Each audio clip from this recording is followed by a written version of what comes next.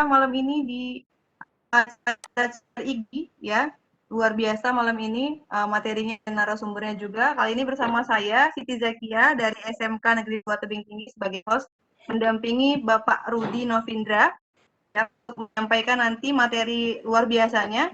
Kita akan sharing dan diskusi bersama Bapak Rudi beberapa waktu ke depan.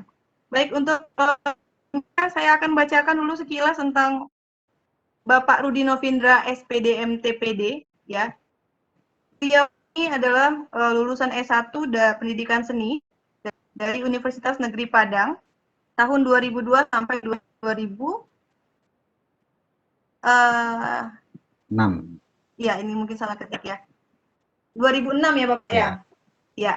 Kemudian melanjutkan S2 Teknologi Pendidikan di Universitas Bengkulu pada tahun 2010, jurnalis ya Pak ya, editor dan juga kameramen dimulai dari tahun 2004 sampai 2007. Juga sebagai penyiar, audio editing dan promosi di radio favorit di tahun ini. Kemudian Adobe Education Trainer ya Bapak ya, dari 2018 hingga sekarang. Jadi tidak usah kita lagi kemampuan beliau, mari kita serap ilmu yang disampaikan oleh beliau ini, mudah-mudahan bermanfaat buat kita semua. Dan saya persilakan kepada Bapak Rudi Novindra, SPMTPD, waktu dan tempat kami sediakan. Silakan Bapak. Baik, Ibu. Terima kasih banyak untuk kesempatannya pada malam hari ini. Dan sekaligus saya menyapa Bapak Ibu Guru hebat seluruh Indonesia. Selamat malam, semoga sehat selalu. Dan dalam keadaan terbaik untuk malam hari ini berkumpul bersama keluarga, dimanapun Bapak Ibu berada pada malam hari ini. Izinkan untuk malam hari ini Bapak dan Ibu, saya Rudi Novindra, insya Allah akan berbagi cerita, artinya apa-apa yang pernah saya jalani, kemudian juga saya alami, dan mohon maaf sekali lagi tidak ada maksud apa-apapun untuk sharing saya malam hari ini atas apa yang saya peroleh. Ini hanya sebagai sebuah pengalaman pribadi yang saya coba ungkap kepada Bapak dan Ibu semuanya. Terkait malam hari ini, nanti akan kita bahas dulu mengenai beasiswa unggulan. Ya, dari judul mungkin sudah bisa kita pahami bersama Bapak dan Ibu. Saya akan berbagi cerita mengenai perjalanan sebagai seorang awardee, namanya istilahnya begitu, awardee dari beasiswa unggulan Kementerian Pendidikan dan Kebudayaan. Nah, kemudian nanti saya juga akan melanjutkan ceritanya. Sebetulnya ini Indonesia beasiswa unggulan dan satu Indonesia Award ini yang disponsori oleh Astra ini juga sangat berkaitan dengan kenapa saya bisa untuk mendapatkan kesempatan sebagai awardee di beasiswa unggulan Kementerian Pendidikan dan Kebudayaan. Dan sebetulnya siapapun di antara kita tentu bisa memperoleh kesempatan yang sama. Hanya saja banyak di antara teman-teman kita guru yang ada di lapangan, Bapak dan Ibu, terkendala yang pertama adalah persoalan umur. Kemudian yang kedua, informasi. Ya, informasi terkait mengenai beasiswa unggulan itu sendiri dan juga informasi-informasi yang lainnya.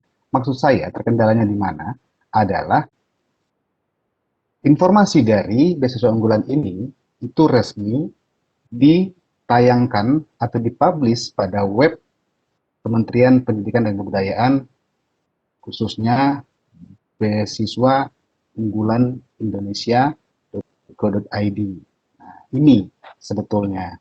Nanti saya akan bahas lebih lanjut dan izinkan saya tadi lebih dahulu untuk men-share PowerPoint sebagai acuan saya untuk bercerita pada malam hari ini, dan mudah-mudahan saja nanti akan banyak mendapatkan respon dari Bapak Ibu. Mungkin kita bisa saling share, saling tukar pengalaman, dan saya yakin pasti di antara Bapak Ibu pada malam hari ini yang ada, yang sempat hadir, juga pernah mempunyai pengalaman yang sama.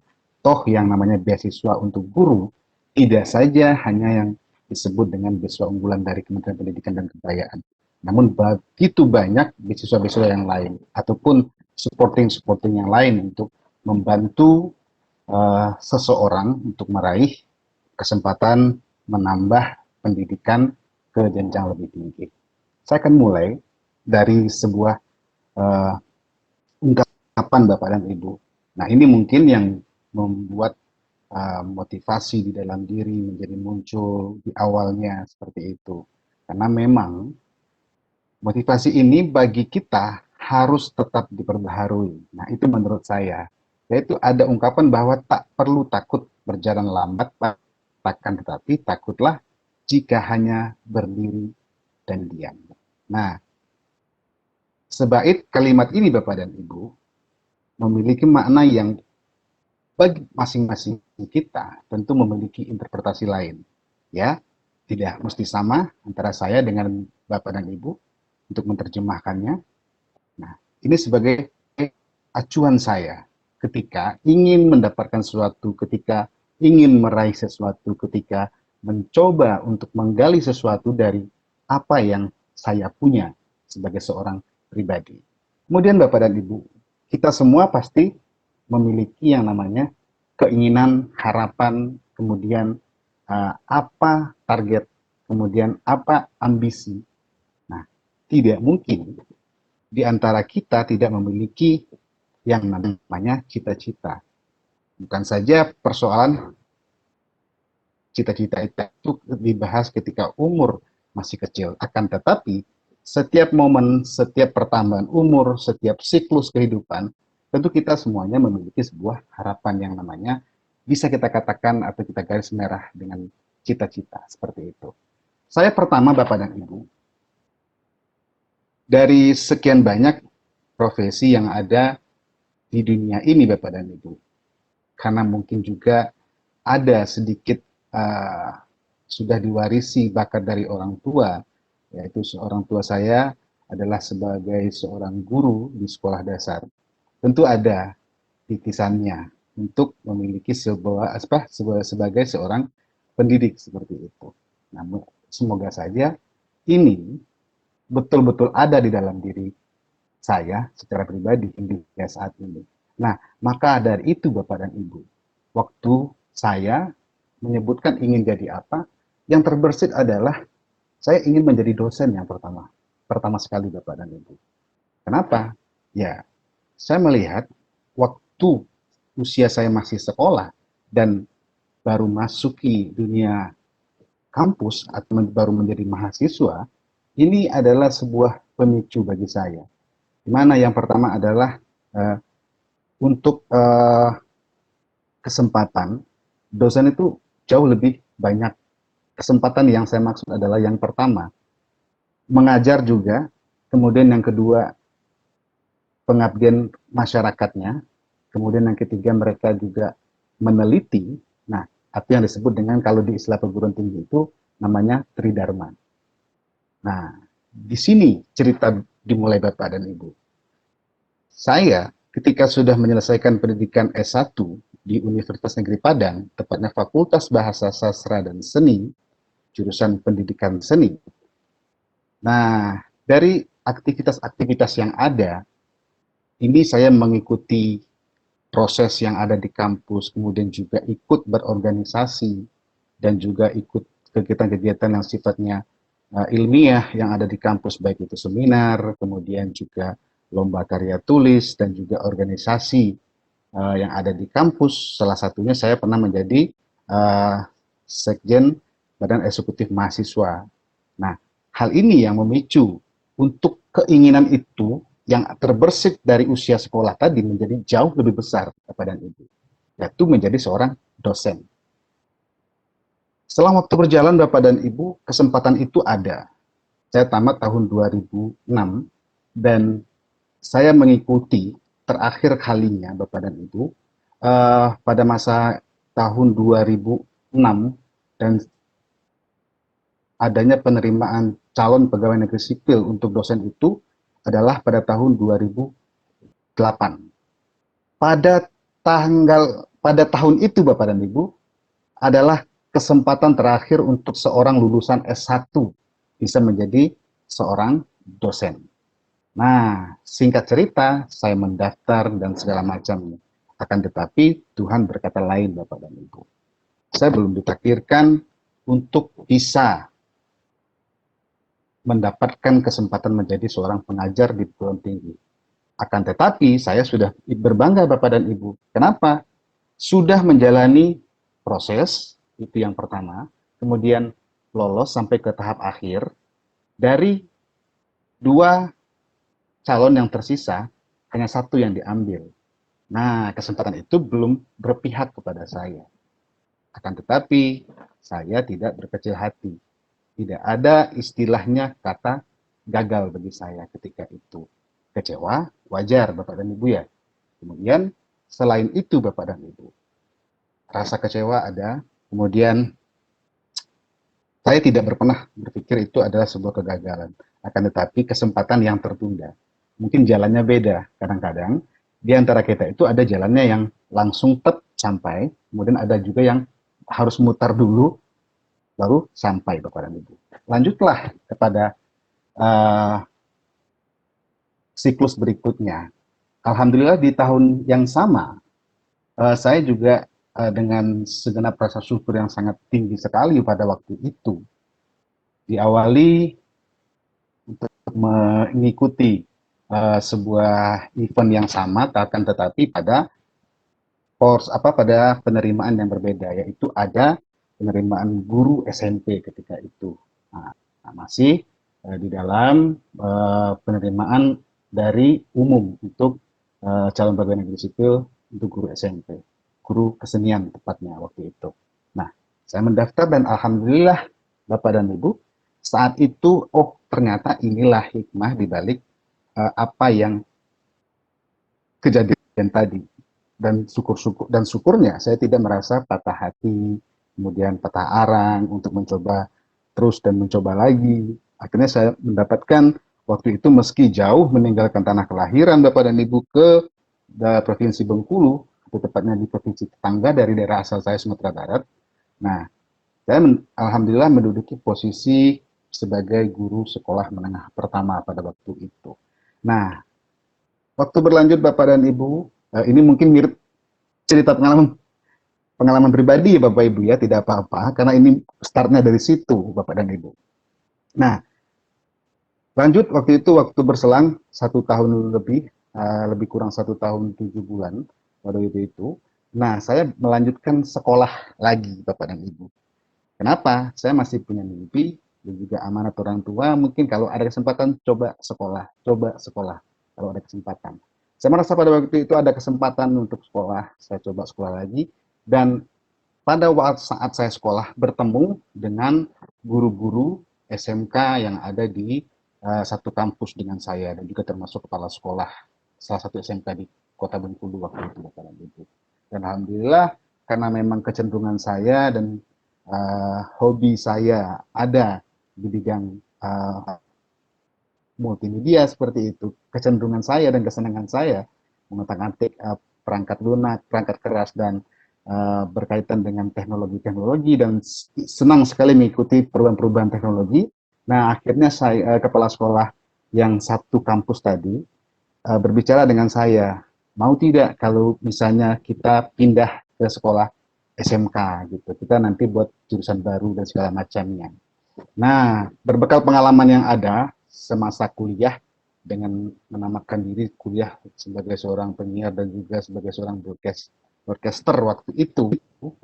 Nah, itulah momen awal saya untuk memasuki dunia SMK dengan membuka dan sekaligus membidani jurusan program program produksi penyiaran program televisi atau P3 TV waktu itu. Dan atau istilah lainnya adalah broadcasting kalau di dalam struktur kurikulum yang ada di SMK. Dan selama pendidikan itu selesai Bapak dan Ibu, saya menamakan tepat waktu dan juga bersama-sama dengan guru-guru SMK itu, dan saya langsunglah memulai karir baru sebagai guru SMK dengan alih status pegawai negeri dari guru SMP ke guru SMK pada waktu itu. Dan sekaligus di SMK ini Bapak dan Ibu, saya sebetulnya banyak sekali belajar di SMK ini. Banyak hal Bapak dan Ibu yang bisa saya dapatkan di SMK ini. Mulai dari nol mungkin pengalaman dunia SMK, kemudian saya beralih ke menjadi seorang SMK, toh sebetulnya juga pendidikan atau seni musik itu pada awalnya karena saya juga PKL-nya atau PL-nya, praktek lapangannya waktu itu di SMK 7 kalau tidak salah waktu itu, di jurusan musik, seni musik yang ada di Sumatera Barat. Nah, itu yang memotivasi saya, oh ternyata di SMK itu banyak event, kemudian banyak kegiatan yang bisa untuk upgrade diri, kemudian banyak kesempatan-kesempatan lain seperti itu. Nah, apa saja Bapak dan Ibu yang banyak sekali yang saya pelajari di selama berada di sekolah SMK, ya saya mengetahui bagaimana itu orang punya bidang keahlian, kemudian juga program keahlian, kompetensi keahlian pada waktu itu yang sempat berganti dengan paket keahlian, kemudian bagaimana bengkel, kemudian bagaimana labor, kemudian bagaimana unit produksi, dan saya berkesempatan mengelola uh, di program keahlian broadcasting itu sendiri, Bapak dan Ibu, hampir selama 8 tahun, Alhamdulillah, sampai dari 2011 sampai dengan 2000, 2000 sampai 2018, Bapak dan Ibu. Nah, jadi dari keseluruhan yang saya sampaikan tadi, Bapak dan Ibu, SMK menjadi sebuah trigger bagi saya, sebuah proses yang panjang bagi saya untuk menimba lebih banyak lagi mengenai dunia pendidikan terutama, khususnya di bidang vokasi Bapak dan Ibu. Nah, kemudian saya juga di sana belajar mengenai administrasi, kemudian pernah diamanahkan sebagai ketua lembaga sertifikasi profesi waktu itu Bapak Ibu di SMK Negeri 3, dan dari situ mulai belajar dan menjadi asesor, kemudian juga banyak menjadi pembicara-pembicara terkait dengan bidang yang saya ampu tadi, yaitu bidang baru, broadcasting. Kenapa Bapak dan Ibu sebetulnya? Kalau misalnya bicara mengenai linearitas dan segala macamnya, saya melewati proses uji pada waktu itu, alih status kepegawaian itu, sebetulnya di dalam dunia videografi dan juga audiovisual sendiri Bapak dan Ibu, saya pun pernah dibekali yang namanya sound design, kemudian bagaimana editing audio dan segala macamnya Bapak dan Ibu. Nah, itu yang menjadi bekal saya, dan memang saya memfokuskan untuk mengajar pada produktif saja setelah di SMK. Kenapa saya tidak lagi mengajar di mata pelajaran adaptif ataupun normatif Bapak dan Ibu, karena memang sudah alih status kemudian, dan juga saya merasa, oh di sini saya menemukan apa yang menjadi passion saya, apa yang menjadi kesenangan saya, dan berkaitan dengan apa yang melatar belakangi saya ketika pendidikan di S1 Bapak dan Ibu. Nah, ini yang menjadi bekal keseluruhannya. Saya kombinasikan dengan apa yang saya dapat di masa kuliah Bapak dan Ibu. Saya kuliah untuk pendidikan lanjutnya di S2 adalah di jurusan atau di program studi teknologi pendidikan. Spesifik orientasinya saya mengambil waktu itu adalah multimedia instructional Bapak dan Ibu. Nah, jadi saya banyak membaca, kemudian banyak mempelajari bagaimana untuk mendesain, merancang sebuah media yang bisa digunakan untuk pembelajaran seperti itu. Nah, berawal dari sana Bapak dan Ibu, dan juga saya kombinasikan, saya coba integrasikan ke dalam apa yang pernah saya dapatkan di S1, kemudian apa yang saya dapatkan selama di SMK, kemampuan-kemampuan praktik terkait dengan mata pelajaran. Nah, itu saya aplikasikan ke dalam proses pembelajaran selama di SMK Bapak dan Ibu.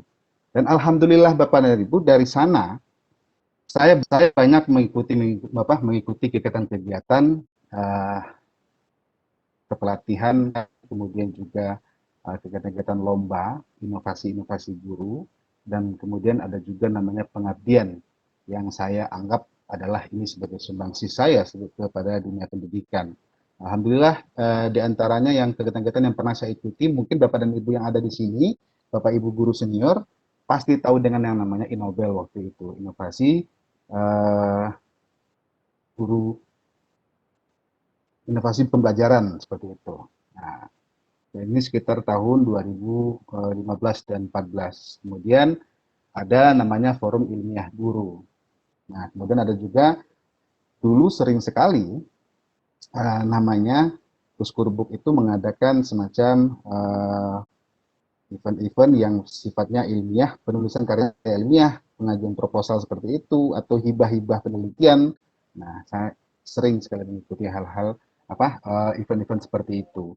Dan juga sebagai wujud pengabdian dari saya membina sebuah sanggar belajar, tepatnya di sana ada pembelajaran seni, kemudian ada juga pembelajaran soft skill, kemudian ada juga hard skill seperti saya mengajarkan desain grafis kepada kawan-kawan yang ada di sanggar, kemudian juga pembelajaran seni, kemudian mengikuti event-event seni dan segala macamnya, kemudian juga mengelola bantuan-bantuan hibah-hibah yang sifatnya ke komunitas waktu itu, dan juga sosial kemasyarakatan seperti yang ada di lingkungan saya.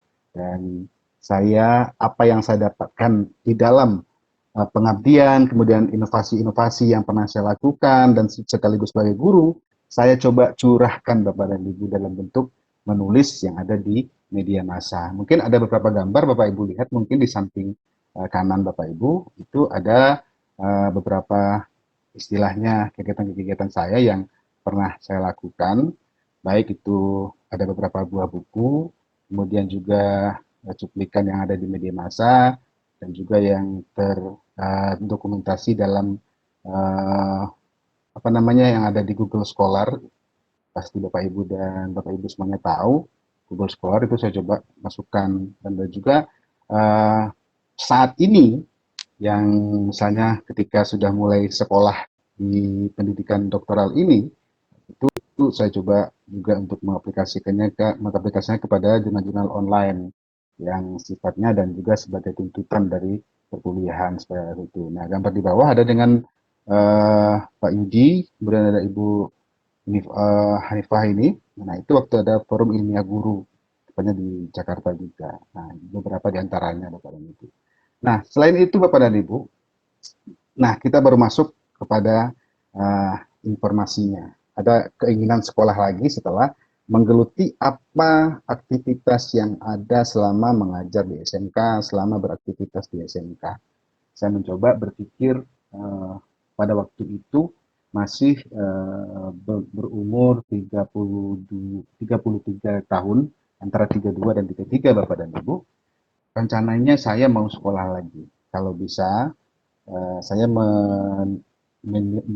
meniatkan di dalam hati kecil saya, mudah-mudahan saja saya bisa menyelesaikan sekolah dan pendidikan saya sampai pada pendidikan terakhir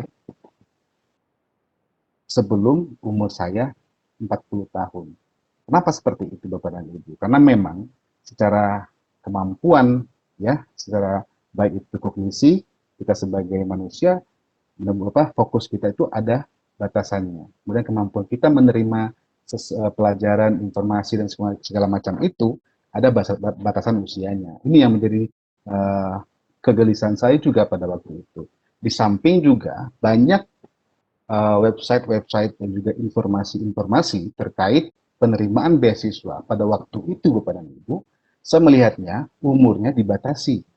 S1 ada umurnya, kemudian S2 itu 27, masih ingat saya kala itu, kemudian S3 itu adalah di 37 tahun mungkin. Nah, ada juga sebelumnya 34, ada juga yang membuat seperti itu. Nah, kebetulan saya coba mencari informasi, akses, browsing, googling, nah seperti itu Bapak Ibu terkait informasi beasiswa. Belum tahu saya pada waktu itu beasiswanya mau apa. Yang jelas, saya harus dapat dulu informasi terkait beasiswa. Karena mungkin kita sebagai guru agak kecil kesempatannya dibandingkan dengan uh, dosen yang ada di perguruan tinggi berbicara mengenai beasiswa.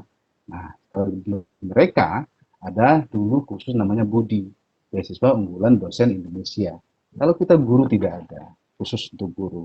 Nah, kan tetapi untuk sampai di saat ini, Bapak dan Ibu, itu sudah ada sebetulnya untuk guru. Nah, nanti saya akan coba cerita lagi. Saya lanjutkan dulu yang ini, mencari informasi mengenai beasiswa. Beasiswa apa saja itu, Bapak dan Ibu. Nah, sampailah pada awalnya saya mendapatkan informasi mengenai beasiswa LPDP waktu itu, Bapak Ibu. Lembaga penyedia dana pendidikan. Itu di bawah Kementerian Keuangan. Waktu itu, saya mengikuti proses seleksi dari LPDP ini yang cukup dan sangat ketat Bapak dan Ibu. Saya lihatkan dulu, kita kesini dulu Bapak dan Ibu. Oke, LPDP ini Bapak dan Ibu, diantaranya berproses atau memproses yang namanya ada kelengkapan administrasi. Nah, itu di tahap pertama. Ya, apa saja administrasinya? Yang pertama itu kalau LPDP waktu itu adalah membuat akun di website LPDP. Nah, nanti Bapak Ibu bisa cari sendiri itu. Nah, kemudian setelah membuat akun, di sana kita disuruh melengkapi banyak berkas Bapak dan Ibu untuk LPDP. Kemudian kita nanti akan ada namanya ketika lulus administrasi, ya, di antaranya administrasi itu yang mungkin agak sulit untuk didapatkan adalah yang pertama adanya LOE, Letter of Acceptance, atau surat tanda terima kalau bahasa kitanya, surat tanda terima di kampus tertentu. Kemudian ada yang kedua itu ada TOEFL yang ITP atau IELTS. Nah, ini syarat wajib Bapak dan Ibu. Nah, nanti kita akan melihat bedanya beasiswa unggulan dengan LPDP ini.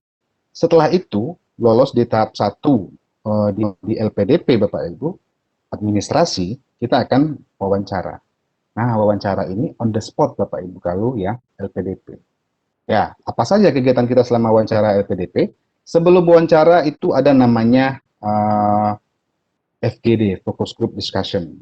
Kemudian ada writing on the spot dan ada seleksi kepemimpinan atau leadership Bapak dan Ibu. Nah, pada waktu itu ini saya mencoba kali pertama LPDP. Apakah saya lolos untuk seluruh tahapan ini Bapak dan Ibu? Alhamdulillah waktu itu belum Bapak Ibu. Kenapa? Saya salah mengambil keputusan. Kok saya tidak mengambil yang namanya letter of acceptance tadi. Kenapa? Padahal memang di dalam persyaratan itu sendiri, itu memang dikatakan tidak harus wajib. Ya, harus ada. Kenapa? Karena di sana ada pilihan. Mulai kuliah tahun kapan mau mulai kuliahnya.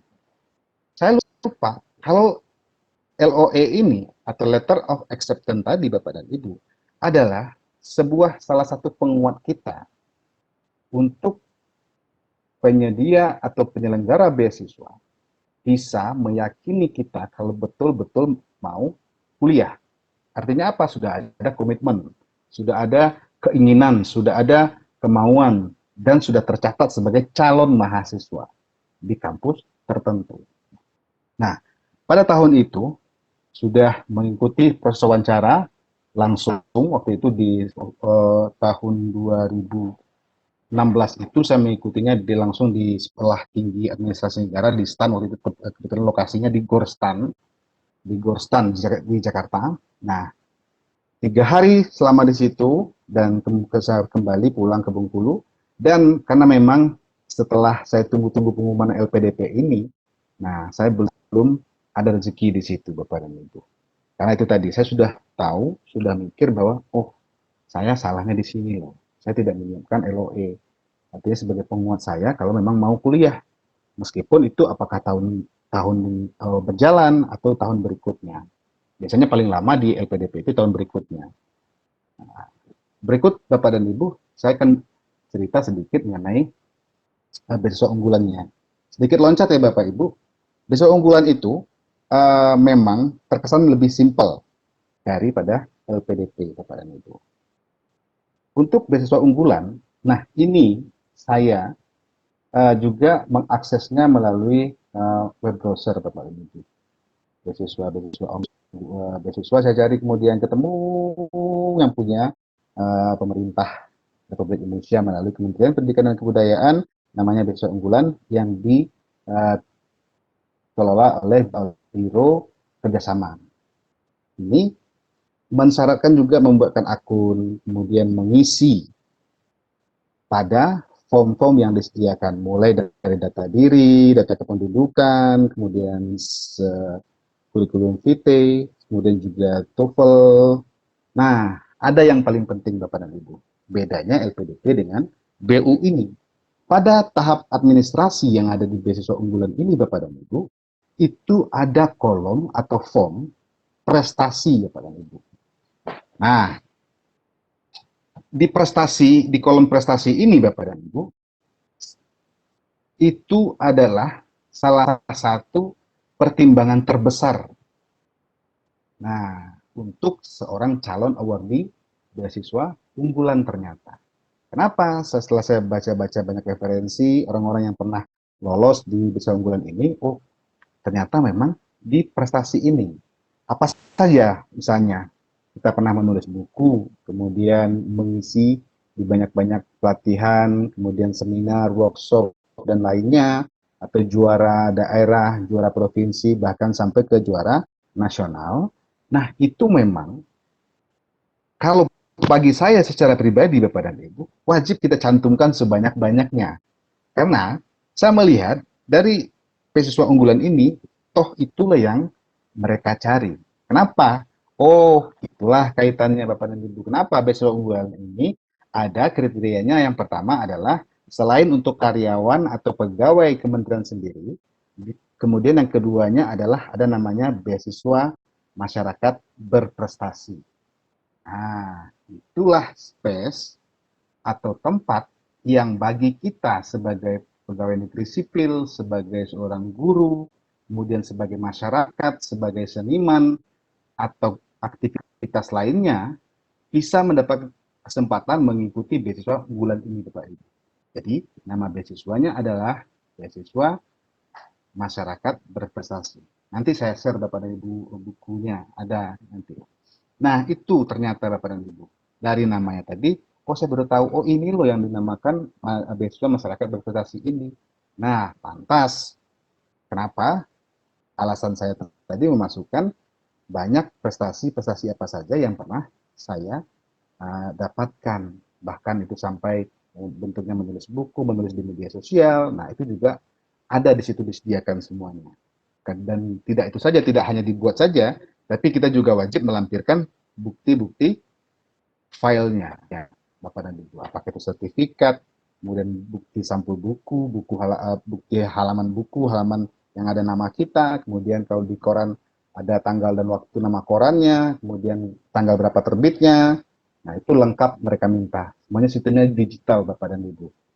Kita tinggal upload seperti itu. Kalau sertifikat menjadi narasumber, sertifikat juara ini, juara itu, nah silahkan bisa diupload secara digital pada laman web beasiswa unggulan atau beasiswa masyarakat berprestasi tersebut Bapak dan Ibu. Oke, kita skip yang LPDP, kita fokus pada BU Bapak dan Ibu. Kita lihat Bapak dan Ibu bisa nanti mengakses pada halaman beasiswa unggulan kemdikbud.go.id. Nah, di situ Bapak dan Ibu, yang pertama nanti bisa Bapak Ibu lakukan adalah dengan cara baca dulu FAQ-nya. Ya Bapak Ibu ya, frequently asked question. Membaca informasinya dulu Bapak Ibu. Apa yang boleh, apa yang tidak boleh. Nah, baik masalah umur, kemudian masalah ada dua istilah di beasiswa unggulan ini Bapak dan Ibu. Ada istilah yang pertama ini sebagai pendaftar dari mahasiswa baru, ada yang kedua ongoing Bapak dan Ibu. Ongoing ini adalah mahasiswa yang sudah kuliah. Akan tetapi ada aturan tertentu untuk membatasi boleh sebagai pendaftar di beasiswa unggulan. Apa? Yang pertama adalah ongoingnya itu atau setelah berjalan perkuliahan paling lama di semester 3 Bapak dan Ibu. Nah, ini satu. Kemudian untuk yang mendaftar baru jelas itu Bapak dan Ibu. Sebelum kuliah kita juga sudah mengikuti prosesnya. Akan tetapi mungkin jangan lupa Bapak dan Ibu, untuk LOE ini sangat penting. Jangan sampai kejadian seperti yang di LPDP tadi Bapak dan Ibu.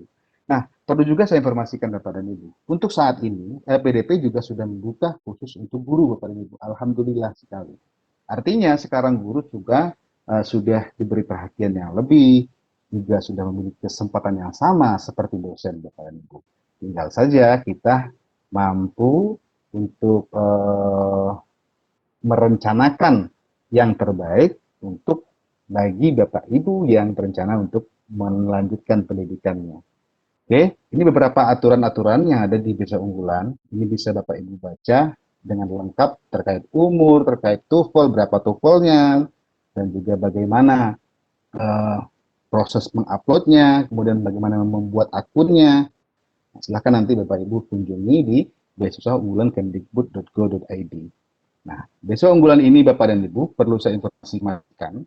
Di sini kan ada di sebelah kiri itu bukti kontrak saya dengan itu perjanjian bersama, dan di sini adalah dashboard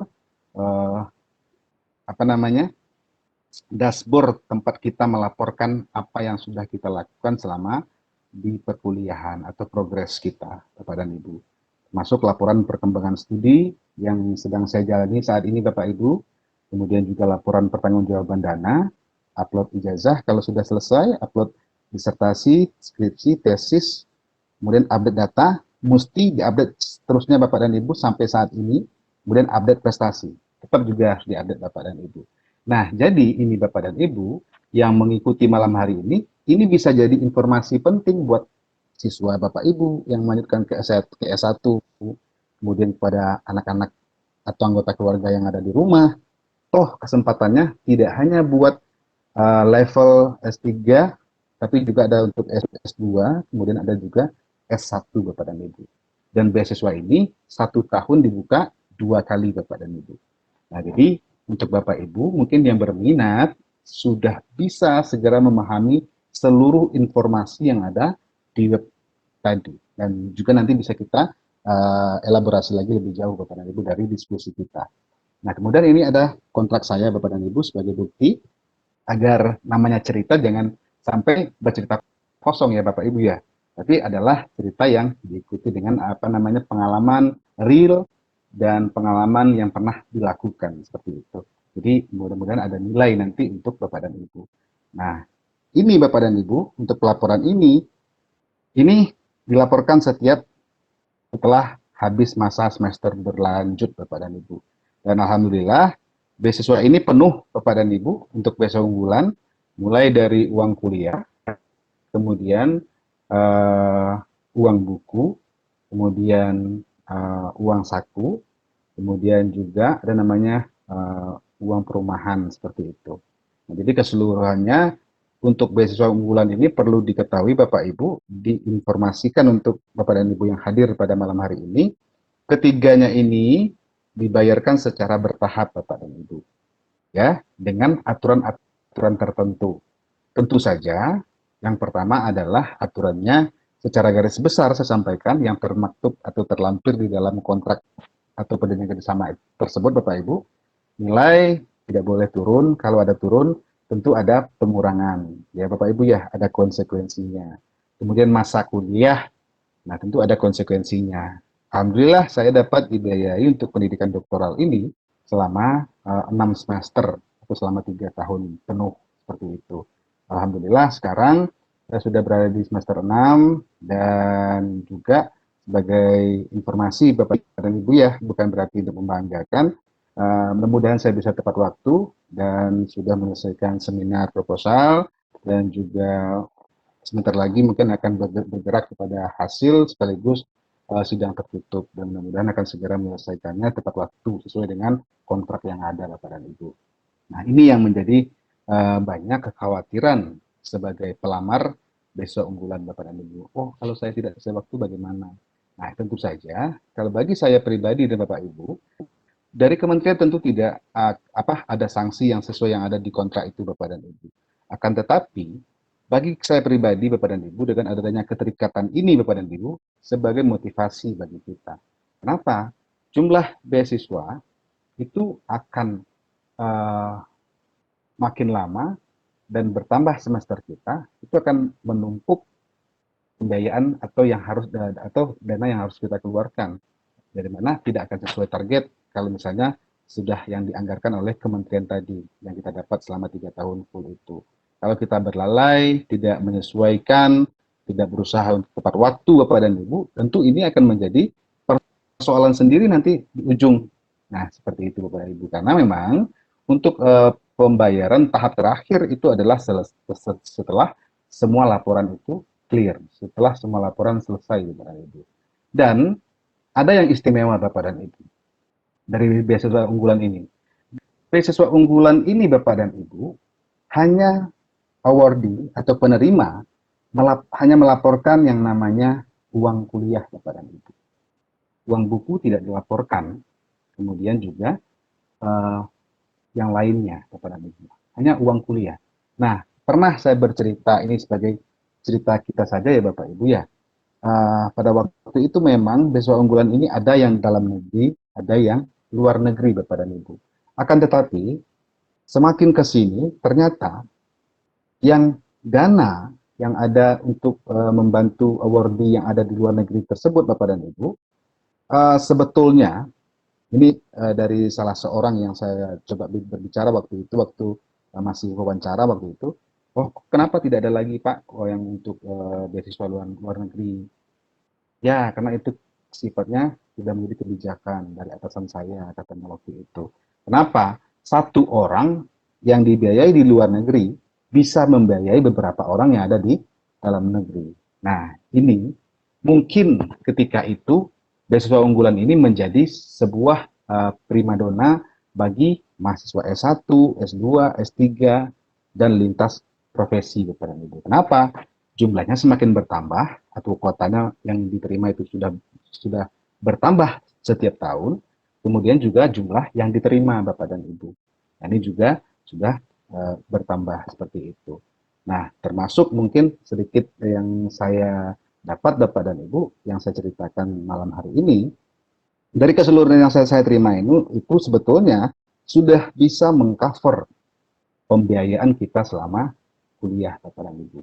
Hanya tergantung kepada kita masing-masing. Nah, akan tetapi beberapa tuntutan yang ada tadi Bapak Ibu, ini juga harus kita penuhi.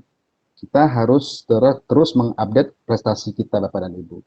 Nah, salah satu mungkin bentuk prestasi yang bisa saya update seperti malam hari ini Bapak Ibu. Saya berbagi cerita dengan Bapak Ibu pada malam hari ini. Nah, itu bisa saya sampaikan, bisa saya update.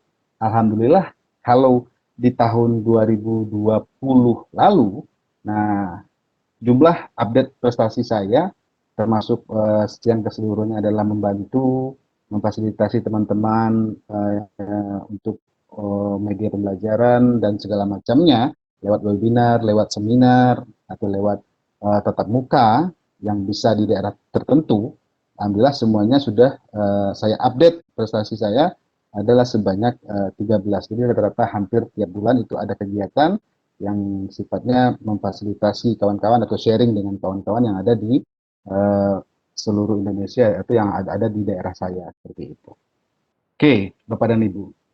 Ini tadi sudah, kemudian ini sudah tadi Bapak dan Ibu. Nah, untuk rangkaian seleksi ini bisa Bapak Ibu cermati nanti pada website yang ada Bapak dan Ibu. Oke, untuk guru mungkin kita khusus guru itu akan ada di LPDP atau di beasiswa unggulan masyarakat prestasi ya Pak Ibu. Itu ada space-nya untuk guru. Memang ada satu lagi mungkin mekanisme beasiswa yaitu sponsor. Akan tetapi sponsor itu kan sulit kita untuk mencarinya, terutama bagi kita yang ada di Indonesia karena belum terbiasa dengan pola-pola sponsor seperti itu Bapak dan Ibu. Juga kecuali dengan dana-dana CSR yang ada dari perusahaan dan itu biasanya hanya untuk siswa sekolah Bapak dan Ibu. Meskipun ada tapi mungkin informasinya tidak cukup banyak dan tidak banyak peluang untuk itu. Oke. Nah, kemudian kita akan coba Bapak dan Ibu mendiskusikan mengenai satu award ini Bapak dan Ibu. Satu award ini adalah sebuah apa namanya? Sebuah apresiasi, program apresiasi dari Astra untuk anak bangsa. Baik itu bersifat individu maupun bersifat kelompok. Kenapa individu tersebut atau kelompok tersebut Bapak dan Ibu? Tentu saja yang memiliki kepeloporan dan idealisme untuk berbagi dengan sesama Bapak dan Ibu. Oke. Nah, itu Astra mencari siapa saja yang memiliki semangat berbagi yang sejalan dengan Astra. Nah, yang senantiasa memberikan manfaat untuk masyarakat luas. Apa saja bidangnya Bapak Ibu? Yang pertama itu ada kesehatan, kemudian ada pendidikan, ada lingkungan, ada wirausaha, ada teknologi Bapak dan Ibu. Nah, kebetulan saya selaku pribadi sebagai guru dan berkegiatan dengan lingkungan atau kawasan yang terkait dengan profesi saya pribadi, yakni sebagai seorang pendidik, saya ambillah pada waktu tahun 2018 ini Bapak Ibu ya, sebagai seorang mengambil pada bidang pendidikan waktu itu, yaitu adalah membina sanggar tadi Bapak dan Ibu. Membina sanggar, memberikan pendidikan, memberikan pelatihan secara free pada teman-teman yang ada di sanggar tersebut Bapak dan Ibu. Baik itu sebetulnya di sana kami berkumpul dari multidisiplin keilmuan Bapak dan Ibu. Yang coba kita mengumpulkan orang-orang muda, orang-orang yang mau diajak untuk bersama-sama berlatih, memberikan manfaat dari satu kegiatan ke kegiatan lain, kemudian dari satu orang ke orang lain seperti itu. Nah, adalah dalam bentuk bidang pendidikannya waktu itu adalah memberikan, menularkan apa secara soft skill dan juga hard skill pada kawan-kawan yang ada di sanggar kegiatan belajar itu Bapak dan Ibu. Ada sanggar kecil, kemudian pada saat itu kami hanya beberapa orang, kemudian mencoba saling bersinergi, mengajak siapa saja yang mau untuk bergabung dengan menawarkan beberapa bentuk-bentuk pelatihan, kemudian workshop-workshop kecil dengan keadaan yang apa adanya pada waktu itu, ya, karena memang tidak punya base camp, tidak punya tempat. Nah, kami waktu itu melakukan kegiatan tersebut atau berkegiatan pada waktu itu di memakai fasilitas pemerintah waktu itu, berkumpul tiap sore di sebuah taman budaya waktu itu. Nah, itulah yang kami coba buat kegiatan di sana. Akhirnya saya mencoba mendaftarkan teman-teman mendaftarkan saya untuk kegiatan Satu Indonesia Award ini Bapak dan Ibu. Nah, akan tetapi Satu Indonesia Award ini adalah yang paling pertama. Ini siapa saja ya Bapak Ibu ya, boleh mengikuti terkait dengan bidang-bidang yang ada pada beberapa kegiatan yang bisa diberikan apresiasi seperti itu oleh Astra. Nah, dengan ketentuan seperti di bawah Bapak dan Ibu, boleh kelompok minimal 3 orang. Kegiatannya ini harus lagi-lagi harus orisinal Bapak dan Ibu. Original ini artinya apa? Memang betul-betul dilakukan, tidak hanya berupa nanti dikirim foto, kemudian dikondisikan dan segala macam, dan minimal telah berlangsung selama 1 tahun. Karena ini nanti salah satu bentuk verifikasinya adalah verifikasi langsung, wawancara, ditelepon, dan juga ada visitasi Bapak dan Ibu. Nah, ini apa namanya uh, khusus untuk masyarakat umum yang bergerak di bidang kepeloporan, pendidikan, lingkungan, kewirausahaan atau UMKM, kesehatan, teknologi tepat guna atau pemanfaatan teknologi. Nah, ini bisa untuk didaftarkan Bapak dan Ibu. Cara mendaftarnya bisa dari diri kita sendiri bisa, atau orang lain yang mendaftarkan diri kita juga bisa untuk kegiatan ini Bapak dan Ibu. Nah, untuk di kegiatan Astra ini Bapak dan Ibu, yang pertama itu ada namanya formulirnya Bapak dan Ibu. Nanti bisa saya kirim ya Pak Ibu ya di kolom chat nanti, di kolom ya melalui kolom chat berupa file baik nanti berupa buku Astranya, kemudian buku yang beasiswa unggulan tadi, saya kirim di sana. Ada formulirnya. Nah, di sini kita disuruh terlebih dahulu pada formulir yang ada untuk seleksi untuk seleksi ini adalah mendeskripsikan seluruh kegiatan kita. Kita disuruh menulis apa yang dilakukan Bapak dan Ibu. Kemudian bagaimana kegiatan tersebut berjalan. Apa idenya, kemudian bagaimana bentuk kegiatannya, kemudian siapa-siapa saja yang mengikuti, kemudian sudah berjalan berapa lama, kemudian apa saja yang dihasilkan Bapak dan Ibu.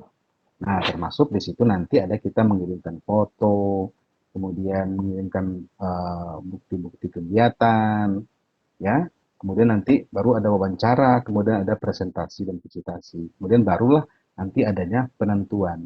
Nah, levelnya ini untuk Astra ini ada level provinsi dan level nasional Bapak dan Ibu.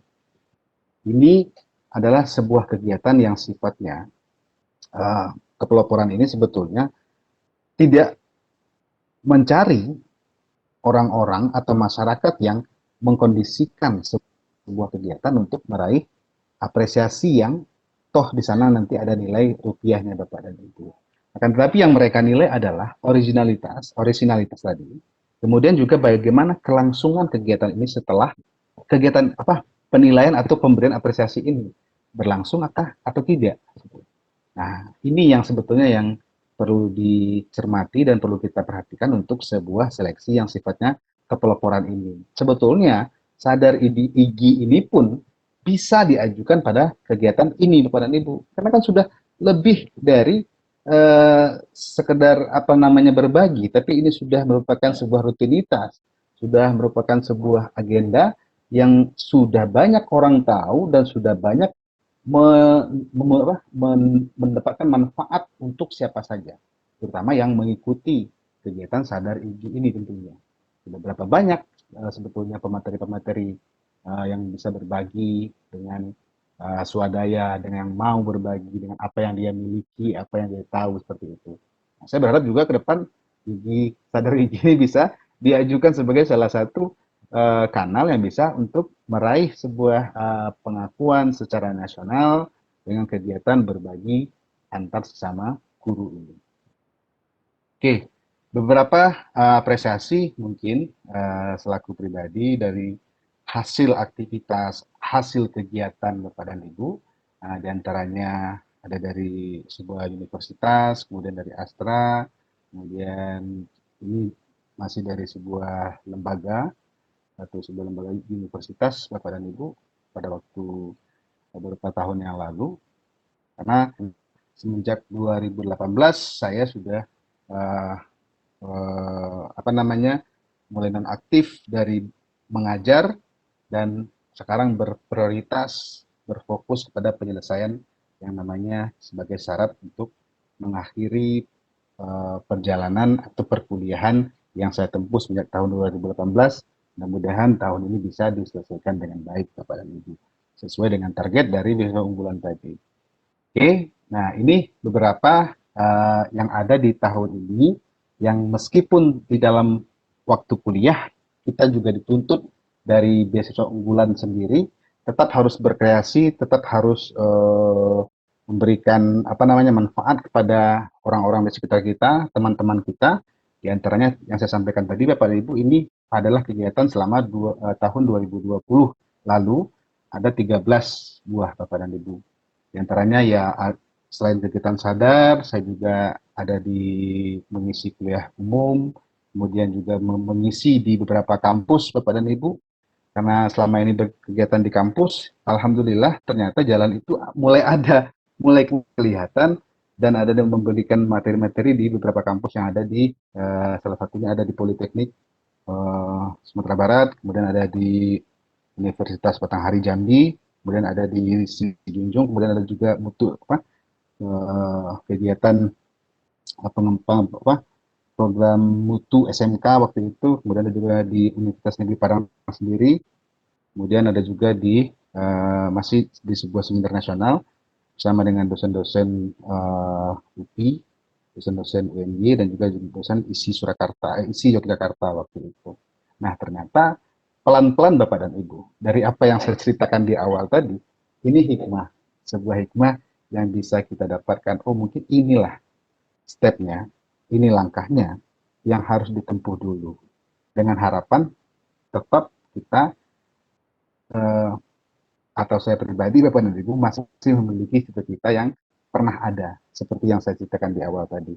Nah ternyata jalannya ada Bapak dan Ibu meskipun kita tidak berada secara definitif di situ Bapak dan Ibu. Karena tapi ini ketika kita mendapatkan kesempatan untuk kuliah pada jenjang yang lebih tinggi Bapak dan Ibu, ternyata itulah hikmah yang kita dapatkan. Oh, saya bisa ngajar loh sebagai dosen tamu di Politeknik, kemudian sebagai dosen sebagai narasumber juga di sebuah universitas yang ada di Jambi, seperti itu.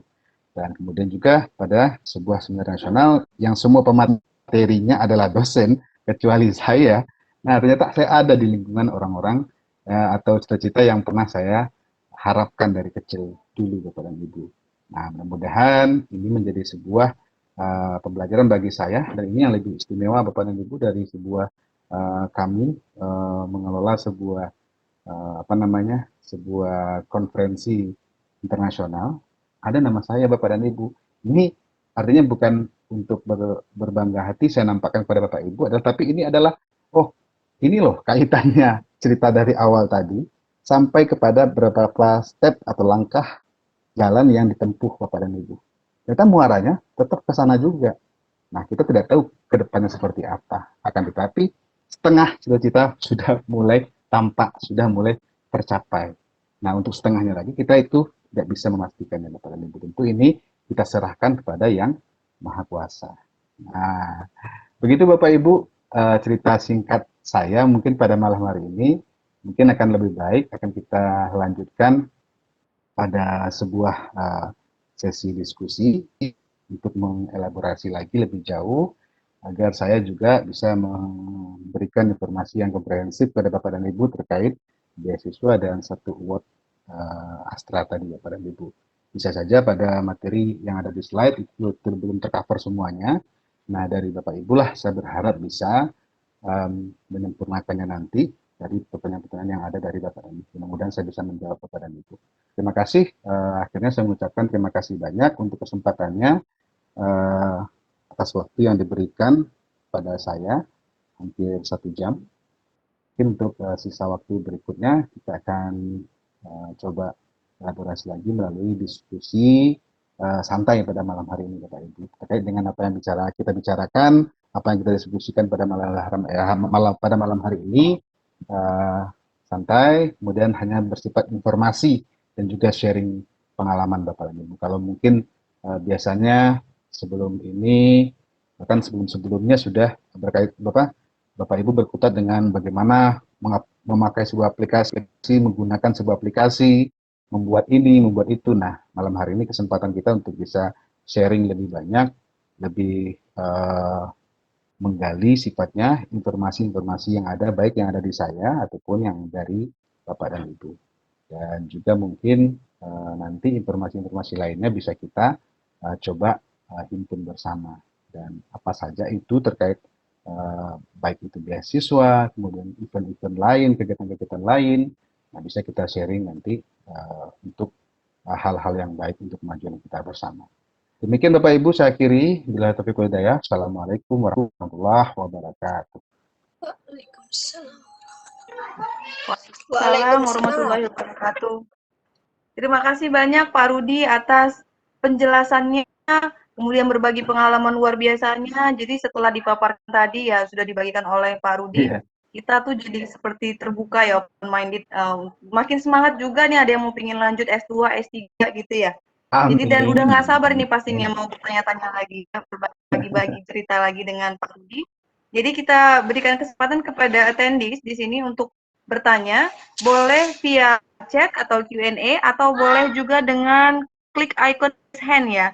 Tapi ada Iya. permintaan ini Pak Rudi, untuk penanya Ya. pertama langsung langsung dari koordinatornya ini, Teh Umi ingin bertanya katanya tadi. Iya. Silakan Teh. Baik, nggak akan mengerjai Pak Sekjen. Saya akan bertanya. Saya tertarik dengan beasiswa unggulan nih, Pak Rudi. Iya. Apakah dari mulai jenjang S1 atau hanya S2, S3? Ya, langsung jawab ini. Iya, nanti terkait pertanyaan berikutnya. Maksudnya kalau dari Oh, jenjang S1, apa diterima kuliah dulu atau daftar dulu? Kebetulan kan anak saya bakal oke. kuliah tahun ini gitu. Lagi coba Hmm, masuk jalur seleksi rapot.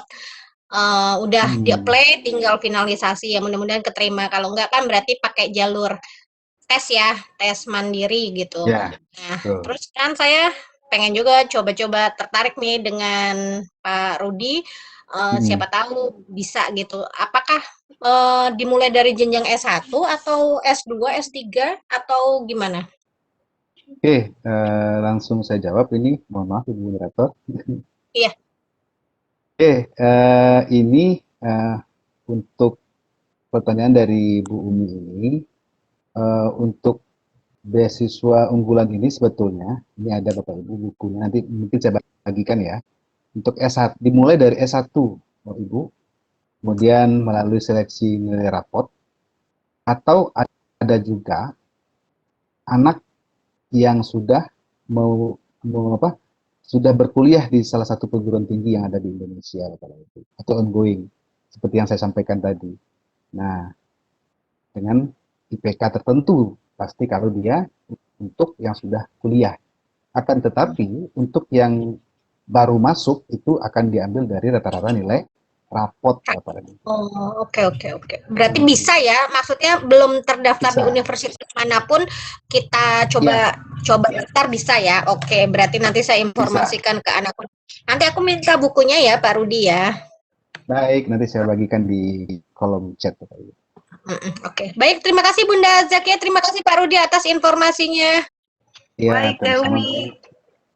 Jadi ini ada pertanyaan nih Pak dari kolom chat nih Ya, dari Ibu Kamria ya. Apakah guru PNS yang mendapat beasiswa unggulan wajib membuat surat tugas? Bagaimana jika faktanya guru bersangkutan tempat kuliahnya dekat dengan tempat kerja? Monggo oke. Pak, boleh langsung Baik, dijawab. terima kasih Ibu untuk pertanyaannya.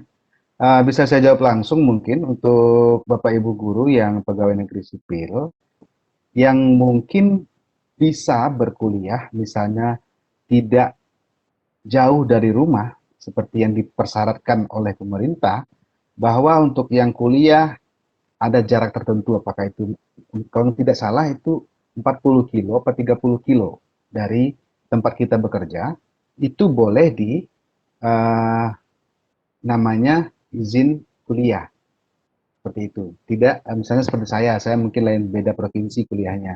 Akan tetapi saya adalah bukan izin, tapi tugas belajar, seperti itu. Harus off dari kegiatan sehari-hari. Dan juga berikut apa-apa yang didapati dari pekerjaan kita itu semuanya off, Bapak dan Ibu. Nah, resikonya seperti itu kalau tugas belajar. Sedangkan misalnya Ibu dekat dari rumah Ibu dan kampus yang Bapak Ibu tuju itu ada di dalam list beasiswa, itu boleh, Bu, boleh, sangat boleh. Justru mungkin itu yang lebih baik di apa? Lebih baik Ibu kuliah di dekat rumah, dekat di daerah Ibu, di satu kota, dan tidak mengganggu pekerjaan. Kenapa? Karena bisa izin kuliah kepada Ibu. Mungkin sudah terjawab ya Ibu. Terima kasih. Terima kasih Pak Rudi. Jadi buat Ya, Ibu yang bertanya tadi Bu, siapa tadi? Bu Kamria. Jadi begitu ya Bu, jadi harus Hmm. jadinya keterangannya tugas belajar ya Pak Rudi ya? Kalau yang tugas belajar itu untuk yang di luar provinsi, Ibu. Iya, Nah, untuk dan kalau luar provinsi itu tugas izin belajar. belajar yang di dalam kota, gitu. Baik, baik. Karena pengalaman saya juga pernah kuliah dengan Ya, beasiswa tapi dari Kemdikbud, dan itu di luar ya, kota, jadi tugas belajar. Jadi kita memang iya, lepas dari semua tunjangan yang diberikan sebelumnya betul, ya, betul, ya, selama 2 tahun ya. berturut. Tapi nggak usah kecewa, tentang karena mudah-mudahan rezekinya dari tempat yang lain lebih banyak lagi. Nah, itu dia yang penting. Ya, baik. Ini berikutnya ada dari Ibu Suharni. Apakah beasiswa ini selalu tersedia setiap tahun dan apakah berlaku juga untuk guru di Kementerian Agama, Pak? Monggo, Pak, boleh Nah, Pak dijawab. baik, terima kasih Bu Zakia. Ya, Bu Siti ya. Untuk beasiswa ini tersedia untuk seluruh guru yang ada di Indonesia. Karena mungkin nanti penting lah saya sampaikan ini buku ini. Siapa saja yang diterima untuk beasiswa ini Bapak dan Ibu. Dan ini boleh diikuti untuk guru yang ada di Kementerian Agama. Nah, boleh, boleh, boleh Bu, boleh, sangat boleh. Karena ini untuk nama beasiswanya itu adalah mahasiswa masyarakat berprestasi, ya.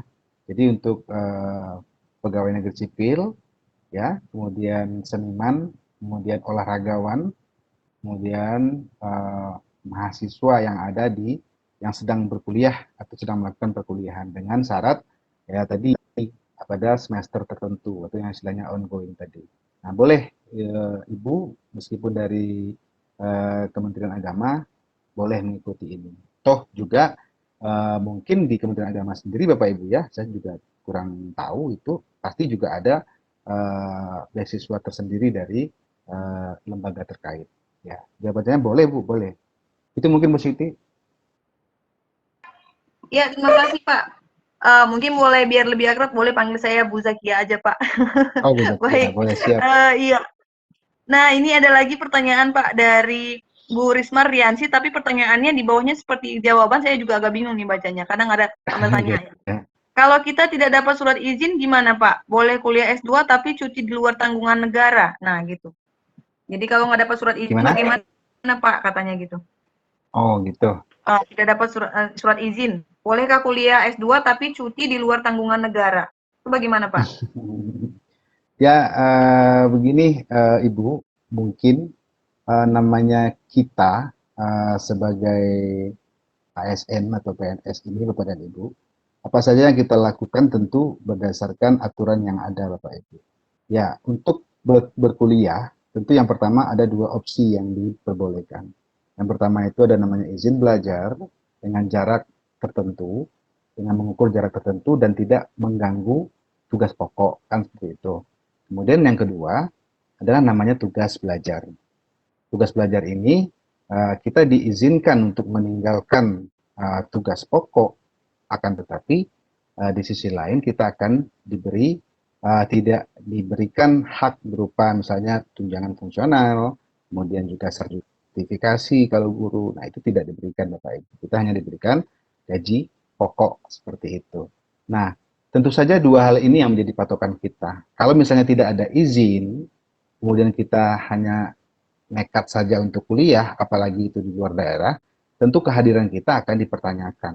Tentu akan menjadi sebuah masalah jadinya, bukan lagi bukan lagi menjadi sebuah rencana yang diizinkan oleh negara dari apa yang kita lakukan Bapak dan Ibu. Kenapa? Karena untuk proses cuti di luar tanggungan negara itu sendiri kan juga ada prosesnya. Tidak mungkin misalnya kita tidak dapat izin kuliah urus hal tersebut. Nah, kan juga ada ketentuan uh, yang harus dilalui Bapak dan Ibu, yang harus dilewati dari untuk salah satu opsi yang kita ambil. Apakah itu namanya tugas belajar, izin belajar. Yang jelas kalau namanya kuliah Bapak Ibu yang hanya ada adalah namanya izin dan tugas belajar. Kalau cuti di luar tanggungan negara mungkin ada sakit, kemudian sakit yang menahun, kemudian sakit keras seperti itu. Nah, itu yang saya tahu Bapak dan Ibu. Itu jawabannya Bu Zaki ya? Ya, baik, terima kasih Bapak. Memang sebaiknya memang harus diurus surat izinnya, jadi enak juga kuliahnya, tidak ada beban begitu ya. Ya, Kemudian ini Bunda, Pak, ada pertanyaan. Bunda Jaki ya, Dek. Itu ada Pak Didin mau bertanya langsung, pengawas dari Depak ada di panelis. Oh iya, baik, Pak Didin, silakan Pak Didin. Boleh langsung Pak. Terima kasih. Mohon izin. Silakan Ustadz. Silakan Pak, silakan. Kalau misalnya untuk program S3 ada nggak Pak untuk ini program ini? Kalau ada, mohon informasinya. Terima kasih Pak. oke Pak. Baik, terima kasih Pak. Pak siapa tadi ya? Pak Didin. Pak Didin, Ustadz Didin. Ya, terima kasih. Terima kasih Pak Ustadz untuk program S3 Pak Ustadz.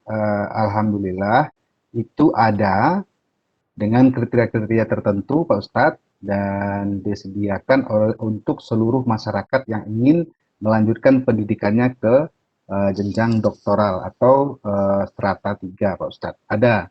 Silakan mungkin nanti Pak Ustadz Didin bisa cari informasinya di halaman atau address yang saya tuliskan tadi, atau nanti bisa lewat buku yang nanti mungkin saya bagikan via Bu Umi atau Ibu Zakia nanti. Ada 2 buku nanti yang saya bagikan adalah buku panduannya. Nah, itu bisa jadi acuan nanti untuk kita semua. Ada untuk S3. Umur nggak? Nah, Pak tapi Rudi? nah itu tadi yang saya sampaikan di awal bahwa banyak yang ingin melanjutkan pendidikan Bu Umi, akan tetapi kebanyakan terkendala adalah di persyaratan umur tadi. Nah, memang itu dia. untuk S2, Takutnya aku nggak bisa nih. S3 banyak yang terhalang di kendala umur. Nah, untuk itu mungkin kalaupun ibu, bapak belum bisa, mungkin kepada anaknya, keponakannya bisa disampaikanlah informasi ini. Maksimal berapa tuh untuk dapat beasiswa unggulan? Bismillah, Nah, kalau untuk Pak Sekjen udah ketawa deh. kalau untuk S3 sampai ini dari apa dari di buku ini saya izin share lagi ini di buku usianya maksimal ini untuk S3 Pak Ustadz. Nah, Mana-mana usia. Ya, udah lewat. Ya, Ustadz kita nggak bisa. Ya. Tuh kan ngetawain kan Pak Sekjen. Aduh. nah di S2 untuk di S2 itu 32 tahun, di S3 itu 37 tahun. Nah, mudah-mudahan siapa tahu ini bisa dirubah kebijakannya melalui Amin. begitu. Amin. IG mengajukan Kalau bisa khusus untuk anggota IG ya begitu Bumi ya. Khusus anggota IG bisa di-upgrade nih umurnya sampai 45 tahun gitu. Hayat. Ya. Ya Ustadz kita nggak bisa Ustadz udah kelewatan. Itu aja ya Pak. Itu aja. Dari 25 Bu. Itu Pak jawabannya Pak Ustadz. Ya. Baik, terima kasih Ustadz. Bunda Ade, ini sekarang kita ke Bunda Sri Handayati dulu ya. Dari Ya, tadi soalnya. Bunda. Oh, Sri Handayati. Ya, boleh. Dari ya. Ya, silakan Bunda. Silakan Bunda. Waalaikumsalam warahmatullahi wabarakatuh. Silakan Bunda. Ini kenalkan Ibu, saya Sri Handayati dari SMP 1 Pandaan Pasuruan. Ya, tadi sangat menginspirasi sekali penjelasan dari Bapak terkait yang saya tanyakan terkait dengan tentang Astra tadi Pak. Ya, sepertinya lomba Bapak itu ya. Lomba. Kalau di Astra ini namanya bukan lomba Bu, tapi ini apresiasi. Oh gitu ya. Ya misal ada seperti saya itu kan gunakan TV sekolah itu mulai dari awal memang di sekolah itu sudah banyak sekali. Apakah seperti itu di Astra Pak? Itu yang kemudian yang kedua, kalau misalnya bisa nanti ketentuan-ketentuannya nanti bisa distes Bapak supaya bisa mempersiapkan. Dan yang ketiga itu sebenarnya saya tadi sudah berniat untuk itu yang S3 itu ternyata umurnya 37. Kalau misalnya ada perbaikan kan katanya 45. Iya. Saya sudah 46. Tapi Bunda kelihatan awet muda loh. Sudah 56 Umi, tapi saya sering kan tanya-tanya ke Umi untuk apa supaya pengalamannya banyak. Assalamualaikum. Ya, baik Ibu. Waalaikumsalam warahmatullahi wabarakatuh.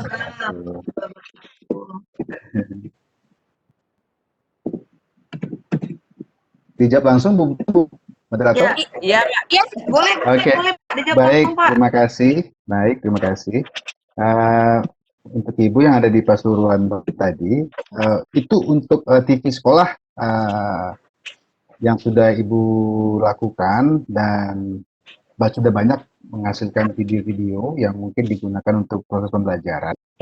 Nah, itu sebetulnya bisa, Bu. Bisa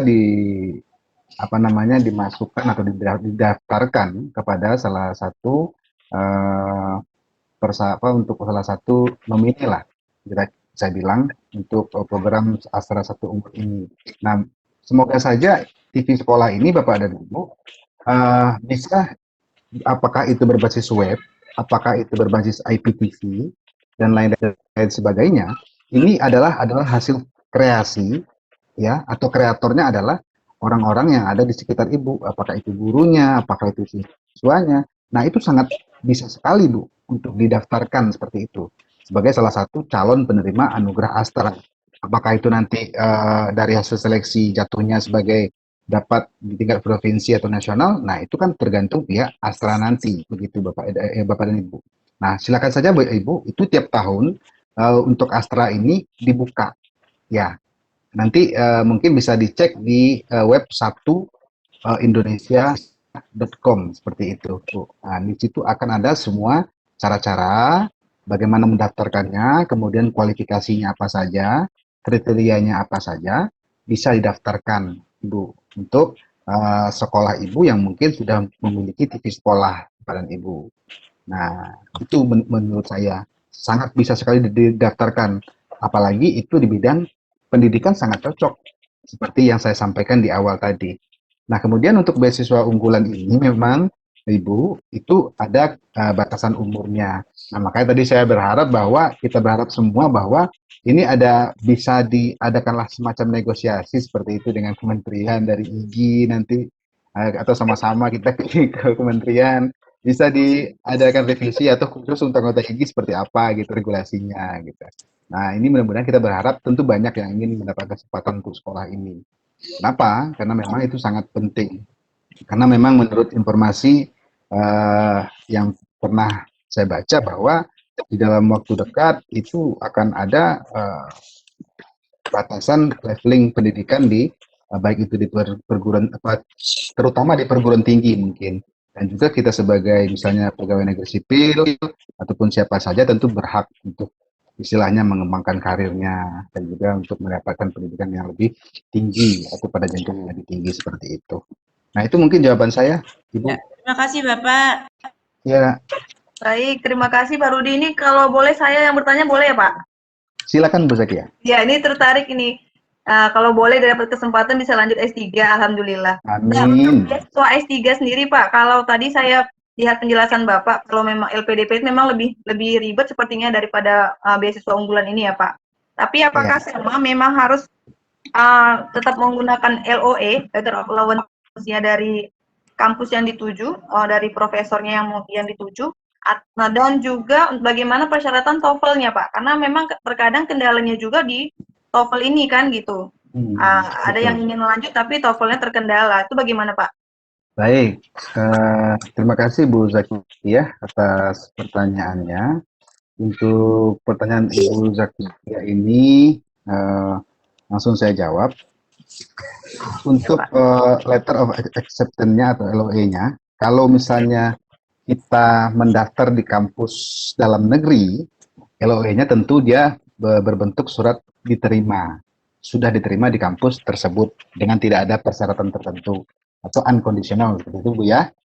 Nah, Kemudian untuk kampus luar negeri, yang juga saya pernah coba masukkan aplikasi ke salah satu kampus yang ada di luar. Nah, itu memang kita harus sabar dulu menunggu LOE-nya dari calon pembimbing kita atau calon promotor kita di kampus tersebut. Karena kan di luar sistemnya beda dengan kita yang ada di Indonesia. Kita cari dulu promotor kita kalau di luar atau profesornya, dan mau tidak dia membantu kita nanti sebagai advisernya atau apa gitu istilahnya di kampus tertentu. Nah, ini tentu surat inilah yang menjadi modal kita untuk mendaftarkan. Kenapa? Karena pengalaman saya, Bu Zakia, ketika saya mendaftar LPDP waktu itu untuk sekolah di luar negeri, kesalahan saya adalah tidak sabar menunggu LOE ini. Saya mendaftar duluan. Nah, 1 bulan saya sudah mendaftar, barulah saya dapat email dari calon pembimbing saya waktu itu. Nah, akan tetapi waktu terus berjalan, saya tidak mungkin lagi berpikir untuk keluar karena tadi memikirkan umur juga dengan kesempatan yang ada. Tentu ini tidak mau saya sia-siakan berkesempatan yang kedua ini di besok unggulan ini begitu. Nah, itu mungkin pertimbangan saya, Bu Zakia. Kemudian untuk TOEFL, tentu berbeda dengan kalau untuk TOEFL S3 itu adalah berada pada 500 minimalnya. TOEFL-nya berbentuk ITP 500, kemudian IELTS-nya adalah 6,0 seperti itu. Nah, itu untuk beasiswa unggulan pada Ibu. Itu bisa ya. Iya, baik Pak. Jadi kalau untuk TOEFL, tapi tidak harus kedua-duanya ya Pak ya? Boleh antara TOEFL dengan salah satu. IELTS begitu ya? Ya, boleh ya, boleh. Nanti kan lihat untuk kita kalau sekolah di luar tentu lebih tinggi ya Pak ya? Lebih maksudnya lebih banyak orang memakai IELTS dibanding TOEFL seperti itu. Apalagi yang sekolah misalnya di Inggris dan Eropa seperti itu. Baik, terima kasih banyak Pak Rudi. Ini ada pertanyaan, tapi ini pertanyaannya hampir sama dengan pertanyaan. Ini siapa tadi ini ya? Bu Heliani dan Bu Anik Suryani, pertanyaannya hampir sama. Jadi ini posisinya sudah kuliah, mahasiswa yang sedang kuliah, bagaimana pendaftarannya? Tapi tadi Pak Rudi sudah menjelaskan nanti akan dibagikan buku panduannya ya Pak ya? Iya. Jadi mungkin langkah pendaftarannya bisa dilihat di buku panduannya begitu ya Pak ya? Iya. Baik. Boleh, nggak apa-apa. Dijelaskan juga boleh Pak? Ya, untuk mahasiswa yang sedang kuliah, itu tadi juga sudah saya sampaikan, bisa mendaftar, akan tetapi ada batasan semesternya. Maksimal adalah semester 3 berjalan. Artinya bisa mendaftar di saat semester 1 berjalan, kalau pembukaan beasiswanya pas di semester 1, atau di pas waktu semester 2 berjalan, atau di semester 3 berjalan, seperti itu. Nah, lebih dari semester 4 ke atas, artinya itu tidak bisa lagi untuk mendaftar sebagai calon penerima beasiswa dari jalur dengan cara dengan skema ongoing seperti itu. Itu Bu Zakia. Iya, baik Pak. Terima kasih. Selanjutnya Pak dari Ibu Siti Zuhra ini masih ada waktu kan ya Teh ya? Oh Teh Umi lagi masih. Baik, kita lanjut. 25 menit. Oke, selanjutnya dari Bu Siti Zuhra ini. Nggak apa-apa katanya. Baik, dari Bu Siti Zuhra ini nih Pak Rudi, apa syaratnya jika ingin lanjut S3 Pak? Tapi tadi sudah disampaikan sih sebenarnya, nanti boleh dibaca lagi di panduannya. Kemudian apa semua prodi bisa ikut seleksi? Adakah yang kampusnya di wilayah Sulsel gitu Pak? Oh begitu. Baik Ibu, ya untuk pertanyaannya tadi, untuk beasiswa unggulan ini Bapak dan Ibu, memang ada beberapa bidang pendidikan yang akan ditempuh itu memang ada yang diprioritaskan. Ini kalau misalnya izin saya share dulu, kalau berkaca kepada panduan ini Bapak dan Ibu ya, ini mungkin memang bukan yang terbaru ya, tapi nanti bisa Bapak Ibu download lah di website yang saya berikan tadi. Di antaranya adalah yang diprioritaskan untuk jurusan-jurusan ini Bapak Ibu. Ada manajemen pendidikan, kurikulum dan pedagogi, artinya tema besarnya ini gitu. Nah, kemudian manajemen kebijakan ini bidang kajiannya Ibu ya. perfilman, seni pertunjukan, kebudayaan, perpustakaan, arkeologi, teknologi informasi, kebijakan publik, pariwisata, industri kreatif, dan teknologi pangan. Nah, ini yang bisa diprioritaskan untuk calon pendaftar. Kemudian kampusnya Ibu, ketika Ibu nanti sudah membuat akun pada beasiswa, pada website beasiswa unggulan.co.id, itu akan ada di situ list kampus-kampus yang ada, yang bisa diterima atau yang ada bekerjasama dengan beasiswa unggulan.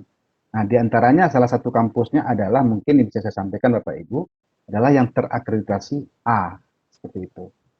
Nah, jadi mungkin untuk yang di luar terakreditasi A tadi, nah mungkin belum bisa diberikan kesempatan, kecuali misalnya Ibu mendaftar dengan skema lain, dengan LPDP misalnya, itu ada yang khusus afirmasi ada, kemudian ada yang untuk daerah 3T ada.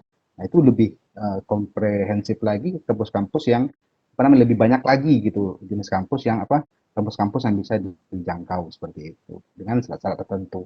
Jadi sekarang ini sudah banyak sebetulnya kesempatan-kesempatan untuk Bapak Ibu guru, nah, yang ingin melanjutkan pendidikannya dengan kekhususan-kekhususan tergantung prioritas-prioritas yang diberikan oleh pemerintah.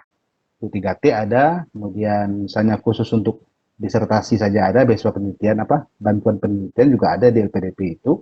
Nah, asalkan untuk beasiswa ya Bapak Ibu, perlu saya sampaikan, misalnya saya saat ini sudah menerima beasiswa unggulan, akan tetapi saya belum ada item yang diterima di unggulan ini, misalnya bantuan penelitian.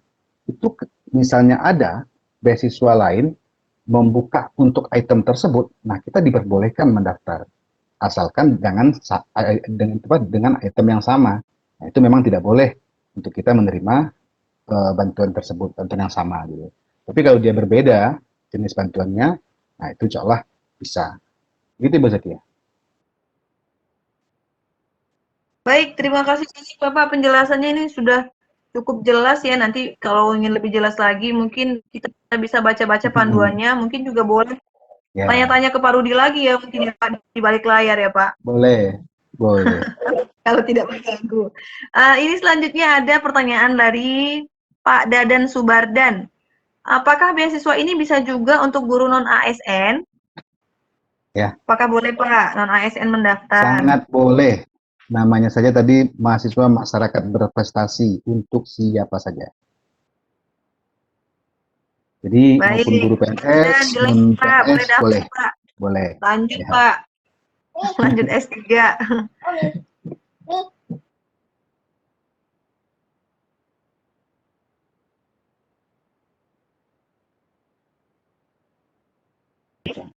Mungkin yang dimaksud ini yang beasiswa tadi, pertanyaannya universitasnya ditunjuk, atau kita bisa milih sendiri. Kalau Astra tidak ada memilih universitas sih. Boleh Pak, boleh dijawab aja nih Pak. Iya, baik Ibu, terima kasih pertanyaannya. Nah, yang saya sampaikan terkait beasiswa itu memang sebetulnya tidak ada berkaitan sama sekali dengan Astra. Astra adalah bentuk lain dari aktivitas saya yang dinilai mungkin bermanfaat untuk orang banyak, kemudian diberikan apresiasi oleh Astra. Akan tetapi untuk beasiswa unggulan ini adalah sebuah hasil usaha untuk keinginan melanjutkan pendidikan, dan alhamdulillah difasilitasi pemerintah melalui proses-proses tertentu. Seperti itu mungkin jawaban saya, Bu. Nah, itu tadi ya Bu, dijawab oleh Pak Rudi. Ini selanjutnya sudah habis kolom chat. Bapak Ibu masih boleh nih bertanya nih, mumpung Pak Rudinya masih di sini, yang ingin bertanya lagi mengenai beasiswa unggulan atau Astra, boleh ditanyakan langsung di kolom chat atau Q&A, atau boleh raise hand langsung Bapak Ibu. Berarti tahun depan Pak Rudi mendaftarkan Sadar Igi ya, supaya dapat Astra 1 award. Amin. Mantap itu Bu Ani. Daftarin sendiri kesannya narsis. Banyak Bapak dan Ibu guru hebat seluruh Indonesia yang berkesempatan hadir pada malam hari ini. Saya mengucapkan terima kasih banyak atas seluruh perhatiannya. Dari berbagi cerita saya pada malam hari ini, Bapak dan Ibu. Ya, mungkin ini bisa dijadikan sebagai sebuah apa namanya semangat untuk saya pribadi paling utama, kemudian juga mudah-mudahan menjadi semangat pula untuk Bapak dan Ibu yang hadir pada malam hari ini. Tentu saja bukan sebuah apa namanya, bukan sebuah kebanggaan bagi saya untuk berbagi cerita pada malam hari ini dengan artian tidak menyombongkan diri, dan ini hanyalah sebuah apa yang pernah saya alami, dan itu yang coba saya sampaikan dan ceritakan kepada Bapak dan Ibu. Dan semua kita tentu memiliki persoalan beda-beda, keinginan beda-beda, dan semangat yang beda-beda pula. Akan tetapi mudah-mudahan dengan terus mengikuti aktivitas-aktivitas yang mudah-mudahan membuat kita bisa bersemangat, bisa lebih positif dalam berkegiatan, insya Allah akan memberi sebuah nilai baru untuk diri kita masing-masing, Bapak dan Ibu. Akan tetapi sebagai guru, ya belajar adalah kewajiban kita sampai kapanpun, karena kita akan memberikan, akan menginformasikan, akan mentransformasikan kepada peserta didik kita terkait apa yang ada di sekitar kita.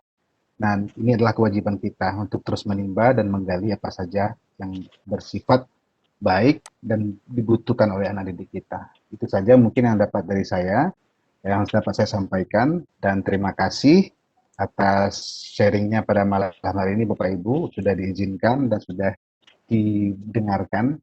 Alhamdulillahirrabbilalamin, saya tutup malam hari ini. Bila taufiq wal hidayah. Assalamualaikum warahmatullahi wabarakatuh.